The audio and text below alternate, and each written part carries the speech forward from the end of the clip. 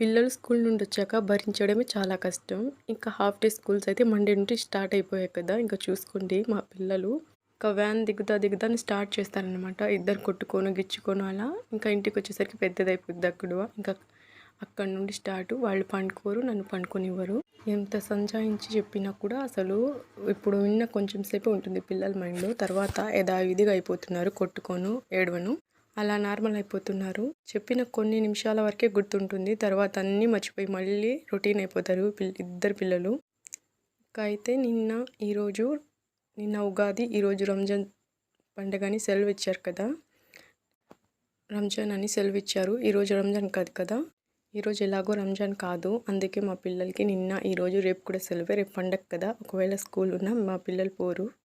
అయినా వాళ్ళ మేడం ఇందాక మెసేజ్ చేసేసారు రేపు స్కూల్ లేదని చెప్పేసి. ఈరోజైతే కొన్ని స్కూళ్ళకైతే స్కూల్ ఉంది. ఇది నిన్నటి వీడియో. ఫ్రాన్స్ కర్రీ అయితే చేశాను. మీకు ఎలా అనిపించింది? నచ్చితే లైక్ చేయండి, సబ్స్క్రైబ్ చేసుకోండి.